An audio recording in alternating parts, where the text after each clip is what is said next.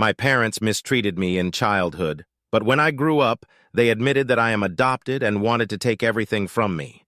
I'm reaching out here because I really need some advice and support. I'm not sure where else to turn. I'm 24 now, but I still carry the scars from my childhood, both physical and emotional. I've never really talked about this with anyone, and it's eating me up inside. Growing up, my home was far from a safe haven. My parents, especially my father, were abusive. I remember being a little kid, around 6 or 7, and feeling like the world was constantly against me. My father had a temper, and my mother wasn't much better.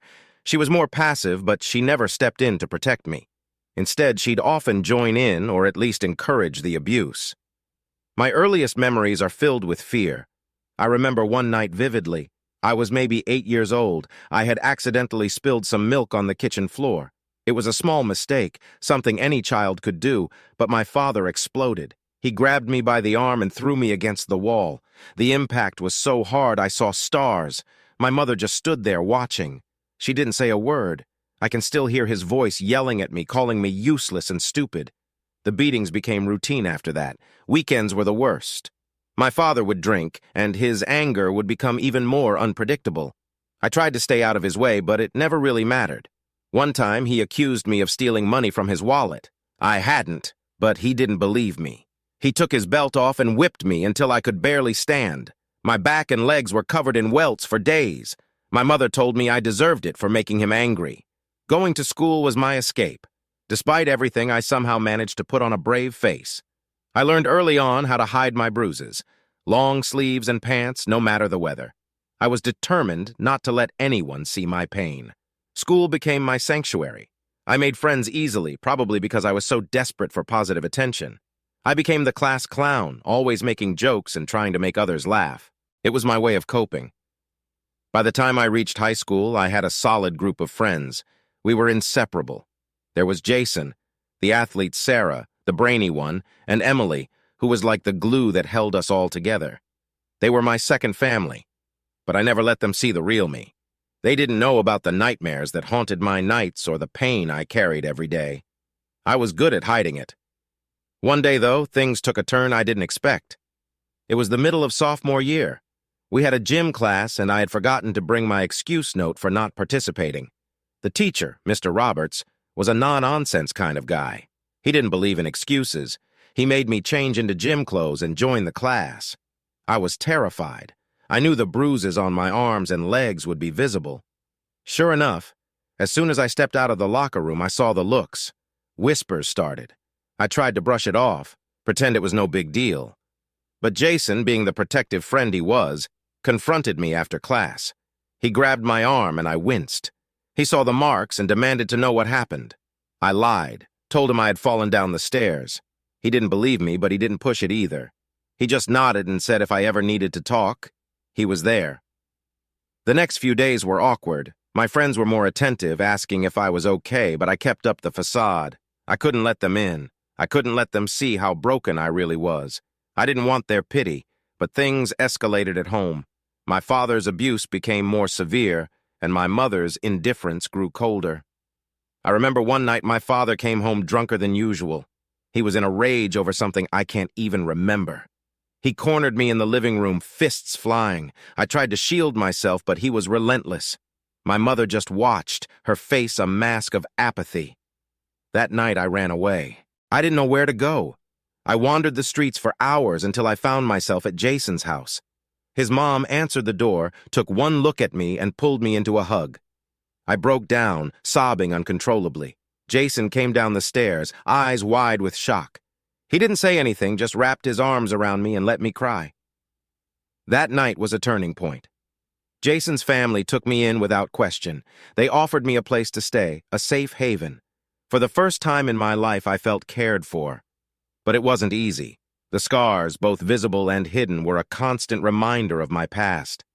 I struggled with nightmares, waking up in a cold sweat, my father's voice echoing in my head. Therapy helped. Jason's mom insisted I see a counselor. It was tough at first, opening up about my past, but gradually, I started to heal. I learned to trust again, to believe that not everyone would hurt me. My friends were my rock, supporting me through the darkest times. High school ended, and we all went our separate ways for college. But we stayed in touch, visiting each other during breaks and holidays. I chose a college far from home, needing the distance to fully break free from my past. It was there I met Laura, my girlfriend. She was kind and patient, understanding that I had my demons. She never pressured me to talk about my past, but she was always there to listen when I was ready. Now, years later, I'm still healing. The scars will always be there, but they don't define me. I'm stronger than my past. I've learned to find joy in the little things, to surround myself with people who care. But some days, it's still hard. The memories creep in, and I feel like that scared little boy again. I guess I'm sharing this here because I need to know I'm not alone. I need to know that there's hope for people like me, who've been through hell and come out the other side. If anyone has advice or words of encouragement, I'd really appreciate it. Thanks for all the support and kind words from my last post. It really means a lot to know that there are people out there who care and understand. Today, I wanted to share the next part of my story, focusing on how my friends and I transitioned from school to building our careers and eventually starting a business together. There were plenty of ups and downs, so buckle up, this is a long one. After high school, we all went our separate ways to different colleges, but we stayed in touch. Jason went to study sports medicine, Sarah dove into engineering, and Emily pursued a degree in marketing. I chose business administration, inspired by the idea of someday creating something of my own. College was a fresh start, and I relished the freedom and new experiences it offered. I made new friends and began dating Laura, who would later become my wife. During one of our breaks, the four of us reunited at Jason's place. It was like old times, sitting around the kitchen table, catching up on our lives. As we talked, we realized we all had a common goal to create something meaningful and impactful. The idea of starting a business together was born that night, fueled by our shared passions and dreams. We spent the next few years juggling college and planning our future venture. Jason focused on health and wellness, Sarah on technology, Emily on branding, and I on the business side of things. Our diverse skills complemented each other perfectly. By the time we graduated, we had a solid business plan and were ready to take the plunge. We decided to start a wellness and fitness company, combining Jason's expertise in sports medicine and Sarah's knack for creating innovative fitness tech. Emily's marketing skills would help us build a strong brand, and I would handle the business operations. We pooled our savings, applied for a small business loan, and rented a modest space in a bustling part of town. The early days were tough. We worked around the clock, often sleeping in the office to meet deadlines and manage the workload. There were moments of doubt and frustration, but we kept pushing forward, driven by our passion and determination. Our first big break came when we launched our flagship product, a fitness tracker that integrated seamlessly with an app designed by Sarah. It was a hit, and our sales skyrocketed. As the business grew, so did our responsibilities. We hired a small team, expanded our product line, and moved into a larger office. I got married to Laura in a beautiful ceremony surrounded by friends and family. Life was good, but it wasn't without its challenges. Balancing work and personal life was a constant struggle, and the stress sometimes took a toll on my mental health. But Laura was my rock, always supporting and encouraging me. One of the most unexpected twists in our journey came when we decided to pitch our business to a group of investors. We had been growing steadily, but we needed more capital to scale our operations and reach a wider market. We prepared meticulously for the pitch, rehearsing our presentation and refining our business plan. The day of the pitch arrived, and we were nervous but excited. The presentation went smoothly, and the investors seemed genuinely interested. However, during the QA session, one of the investors, Mr. Green, started asking probing questions about our financials and future projections. He was known for being tough and shrewd, and his skepticism was palpable. We answered his questions as best as we could, but he remained unconvinced. Just as we thought we had lost our chance, Emily stepped in and delivered a passionate speech about our vision and commitment. Her words struck a chord, and to our surprise, Mr. Green decided to invest. With the new funding, we were able to expand rapidly. We opened new branches, launched innovative products, and even started offering wellness programs and workshops. Our company became a household name, and we were featured in several prominent business magazines. It was a dream come true, but with success came new challenges. Managing a rapidly growing business was no easy feat. We faced intense competition, regulatory hurdles, and internal conflicts. One of the most shocking incidents occurred when we discovered that one of our top employees, someone we had trusted implicitly, was embezzling funds. The betrayal hit us hard, but we took swift action, conducting a thorough investigation and involving the authorities. It was a painful but necessary step to protect our business and employees. Despite the setbacks, we persevered. Our bond as friends and business partners grew stronger, and we learned to navigate the complexities of running a successful company. We also made it a point to give back to the community, organizing charity events and wellness programs for underprivileged groups. It was our way of staying grounded and remembering our roots. On the personal front, Laura and I welcomed our first child, a beautiful baby girl named Lily.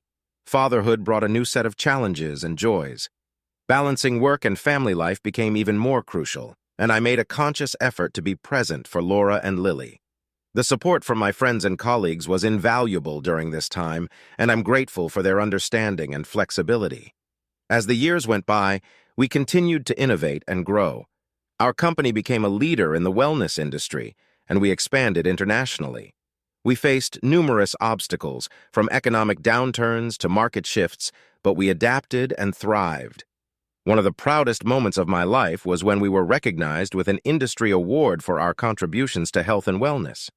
Reflecting on this journey, I'm amazed at how far we've come. From those early days of uncertainty and struggle to building a successful business and creating a positive impact, it's been a roller coaster ride. The scars from my past are still there, but they no longer define me. They've shaped me into who I am today, a resilient and determined person who values friendship, family, and hard work. I'm back again to share another chapter of my life. This part of the story is something I never saw coming, and it shook me to my core. It's about how my abusive parents, re-entered my life, bringing chaos and revelations I could never have imagined. I need to get this off my chest, and maybe, just maybe, some of you will have some advice or words of wisdom to share. It had been years since I had any contact with my parents. After I ran away and found sanctuary with Jason's family, I cut all ties with them. They never tried to reach out to me, and I was fine with that. I had built a new life, one filled with love and support from my friends Laura and our beautiful daughter, Lily. Our business was thriving, and life was good. One evening I was working late at the office when I received an unexpected visitor. It was my father. Seeing him standing there brought back a flood of painful memories. He looked older, more worn out than I remembered, but the anger in his eyes was the same. My father made it clear that they believed I owed them for raising me, for feeding and clothing me. They demanded a share of my business, claiming their rights as parents. The audacity of his demand left me speechless for a moment. All the abuse, the neglect, the pain they had caused me, and now they wanted to take away the one thing I had built for myself? I felt a surge of anger and disbelief. The argument escalated quickly. My father's voice rose, and I could feel my own temper flaring. In the heat of the moment, he blurted out something that stopped me cold, a revelation that I was adopted. The room fell silent. My heart pounded in my chest, and I felt like the ground had been ripped out from under me. Adopted? My mind raced, trying to process what he had just said. Was it true? Had my whole life been a lie? I didn't say another word. I stood up, walked to the door, and opened it, indicating for him to leave. He stormed out, muttering curses under his breath, but I barely heard him. My world was spinning. That night, I told Laura everything. She was as shocked as I was, but she immediately sprang into action. We decided to get a DNA test to confirm whether what my father had said was true. The wait for the results was agonizing. I couldn't focus on work, and my friends noticed something was off. I finally confided in Jason, Sarah, and Emily, and they offered their unwavering support. The DNA test confirmed it. I wasn't biologically related to my parents. I felt a strange mix of relief and sadness. On one hand, it explained a lot about my childhood, but on the other hand, it left me with a sense of loss and confusion about my identity. But my father wasn't done causing trouble. He filed a lawsuit claiming that as my legal guardian, he was entitled to a share of my business. It was a ridiculous claim, but it was enough to drag me into a legal battle. The stress was overwhelming. We hired a lawyer, and I spent countless hours preparing for the case, gathering evidence of the abuse and neglect I had suffered. As the court date approached, unexpected events continued to unfold. One evening, Jason called me, his voice tense. He had received an anonymous tip that my father had been in contact with several people from my past, trying to dig up dirt on me. He was desperate to win the case, and he was playing dirty. Determined to confront him, I went to their house, the place I had once called home but now felt like a foreign land. My mother answered the door, her face a mask of indifference. My father was sitting in the living room, a smug look on his face.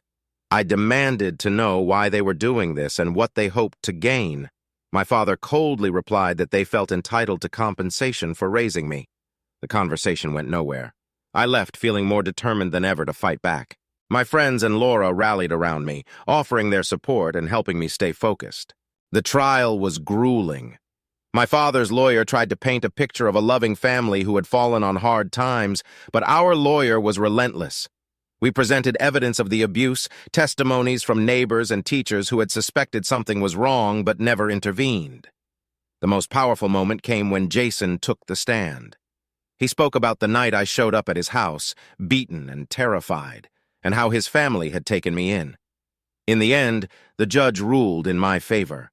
My father's claims were dismissed, and he was warned to stay away from me and my family. It was a victory, but it felt hollow.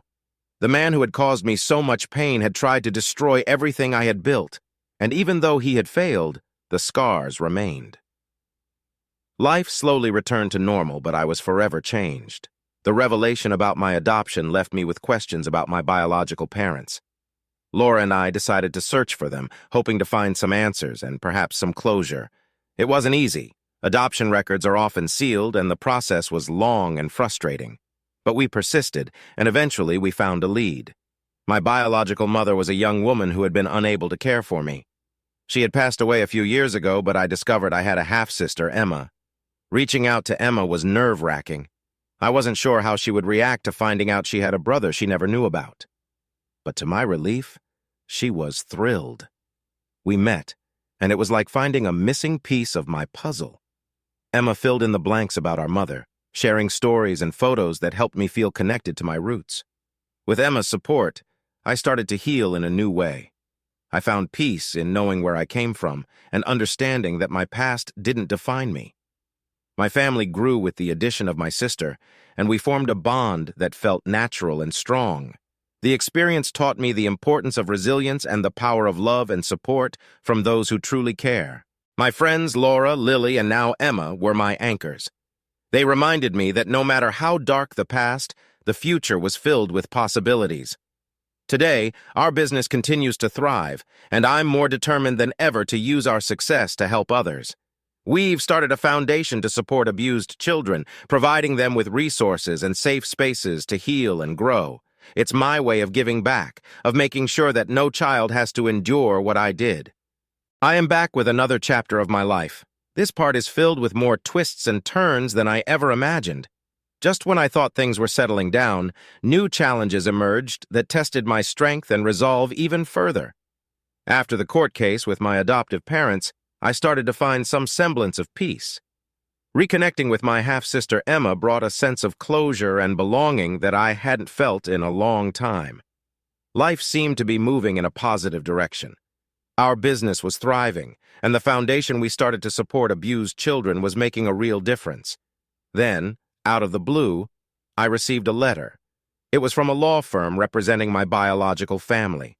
The letter stated that my biological father and brother had learned about my success and were now demanding a share of my business.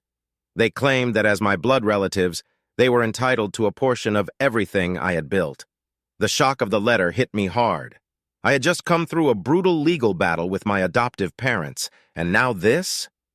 The sense of betrayal was overwhelming. My biological family, who had never been part of my life, suddenly wanted to take from me the very thing I had worked so hard to create. It felt like history was repeating itself, and I was caught in a never-ending cycle of people trying to claim ownership over my life. Laura and I consulted with our lawyer immediately. He assured us that their claims had no legal standing, but it still meant another court battle. I couldn't believe that after everything I had been through, I was facing yet another fight for my business and my peace of mind. The court case dragged on for months. My biological father and brother painted a picture of a family desperate to reconnect and claiming they were owed a piece of my success as a means to mend old wounds. Their arguments were emotional and manipulative, but our legal team was prepared. We focused on the facts and the law, proving that their claims were baseless. The courtroom battles were exhausting.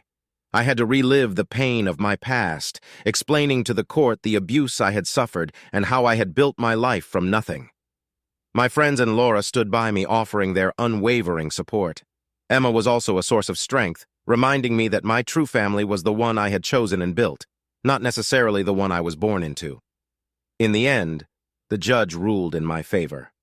My biological family's claims were dismissed, and they were ordered to cease any further attempts to interfere in my life. It was a hard-fought victory, but it came at a cost. The emotional toll of the trial left me drained, and I struggled to find my footing again. 4 months after the court ruling, just when I thought things were finally calming down, something happened that changed everything. It was a cold evening in November, and I was leaving the office late. The streets were quiet, and I was looking forward to getting home to Laura and Lily. As I approached my car, I noticed a group of men standing nearby. Before I could react, they surrounded me. Leading the group was my biological brother. He had a menacing look in his eyes and was holding an iron bat. The fear and adrenaline hit me like a freight train. Without warning, my brother swung the bat at me. I barely managed to dodge the first blow, but the second strike hit my shoulder, sending a jolt of pain through my body. His friends joined in, punching and kicking me while I tried to defend myself. The attack was brutal, and I felt my strength waning. Just when I thought it was over, a bystander intervened. A man passing by saw the attack and rushed to help. He shouted at the attackers, and the commotion drew the attention of others in the area. My brother and his friends hesitated, realizing they were attracting unwanted attention. They fled, leaving me battered and bleeding on the ground. The police and an ambulance arrived shortly after. I was taken to the hospital where I was treated for multiple injuries, including a broken shoulder and several bruised ribs. The physical pain was intense, but the emotional wounds were even deeper. I couldn't believe my own brother had done this to me, driven by greed and jealousy. The police launched an investigation, and my brother was arrested along with his accomplices. They faced charges of assault and battery, and the evidence against them was overwhelming. My brother showed no remorse during the trial, and seeing him in court was one of the hardest things I've ever had to endure. During the trial, it became clear that my brother's actions were driven by more than just greed. He resented me for the life I had built and the opportunities he felt were taken from him. His anger and jealousy had festered for years, culminating in this violent attack. The trial ended with my brother and his friends receiving prison sentences. It was a bittersweet victory. While justice was served, the fact that my own blood had turned against me in such a violent way left a scar that would never fully heal. Recovering from the attack was a long and painful process. Physically, I had to undergo surgery and months of rehabilitation. Emotionally, I struggled with trust issues and a deep sense of betrayal. But through it all, Laura, my friends, and my chosen family stood by me. They reminded me of the strength I had within and the life I had built despite the odds. As time passed, I focused on healing and rebuilding my life. I poured my energy into our business and the foundation, finding solace in helping others. The support from the community was overwhelming, and it reinforced my belief in the goodness of people. One unexpected outcome of the ordeal was the deepening of my bond with Emma. She felt a mix of guilt and anger over our brother's actions, but she stood by me offering her support and love. Our connection grew stronger, and we became even closer as siblings. Just when I thought things had settled down after the brutal attack by my brother and the legal battles with my biological and adoptive families, life threw me another series of curveballs. This part of the journey involves betrayal, unexpected twists, and a deeper understanding of what it means to trust and rebuild. Buckle up, because this one's a roller coaster. After the court case and the attack, I focused on healing and getting back to some sense of normalcy. Physically, I was recovering well with the help of doctors and physical therapists. Emotionally, it was a bit harder, but having Laura, Lily, Emma, and my friends by my side made a huge difference. Our business was doing well, and the foundation was making a significant impact. I felt like I was finally moving forward. One of the most significant changes during this time was the expansion of our business. We'd been eyeing the international market for a while, and with the help of some key partners, we started making inroads into Europe and Asia. It was an exciting time, but also incredibly demanding. The long hours and the constant travel began to take a toll on all of us, especially Laura and me. In the midst of this hectic period, we hired a new COO, Mark, to help manage the growing operations. Mark came highly recommended, with an impressive resume and a reputation for turning companies around. At first, he seemed like the perfect fit.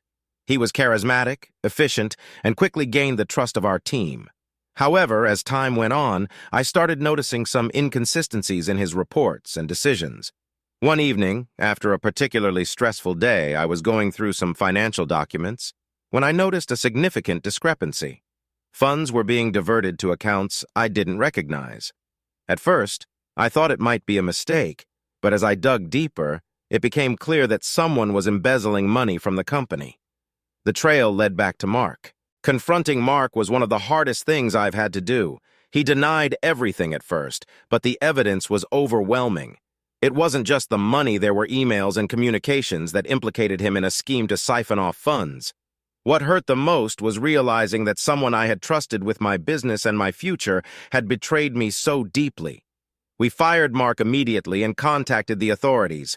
The legal process was long and grueling, but ultimately Mark was prosecuted and convicted. The fallout from his actions was severe. We lost a significant amount of money, and our reputation took a hit. Rebuilding trust with our clients and partners was challenging, but we were determined to bounce back.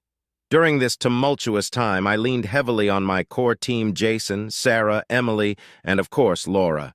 They were my rock, and their unwavering support kept me going. However, not everything was as it seemed. Jason, who had been my closest friend since high school, started acting distant.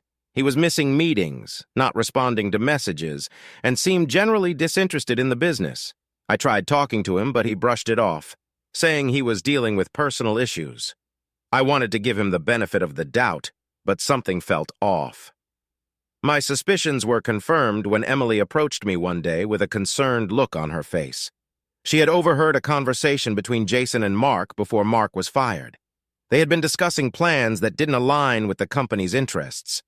Feeling a mix of disbelief and betrayal, I decided to investigate further. What I found shattered me. Jason had been in cahoots with Mark, helping him embezzle funds and cover his tracks. They had planned to use the stolen money to start their own venture. The betrayal cut deep. Jason wasn't just a business partner, he was like a brother to me. Confronting him was even harder than confronting Mark. When I confronted Jason, he didn't deny it.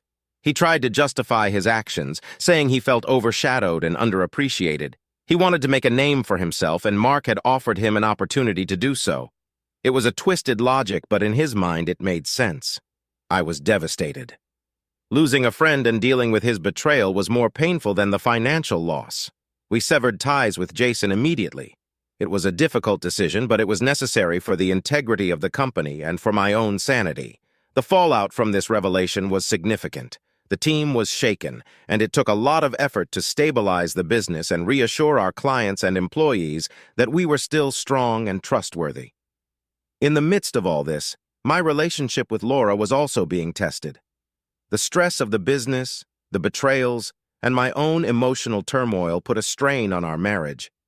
We argued more frequently, and the long hours meant we spent less time together as a family. I could see the toll it was taking on her, and I felt guilty for dragging her through all of this. One night, after a particularly heated argument, Laura sat me down. She told me she loved me, but she couldn't keep living like this. The constant stress and the lack of quality time together were breaking her down. She needed a break, and so did I. We decided to take some time off to focus on our relationship and our family. It was a hard decision, but it was necessary. We went on a long overdue vacation, just the three of us, Laura, Lily, and me. It was a time to reconnect, to heal, and to remind ourselves why we were together. The break helped us gain perspective, and we came back stronger and more united. I realized that no matter how successful the business was, it meant nothing without the people I loved by my side. Returning to work after the break, we made some significant changes. We restructured the leadership team, bringing in new talent and promoting loyal employees who had stood by us through thick and thin. We also implemented stricter controls and audits to prevent any future embezzlement or betrayal. The changes were well received, and the company started to regain its footing. But life had one more twist in store for us. A few months after our return, I received a call from Emma. She sounded frantic. Our biological father, who had remained distant after the court case, had suffered a heart attack. He was in critical condition, and she didn't know if he would make it. Despite everything, he was still my father, and I felt a responsibility to be there.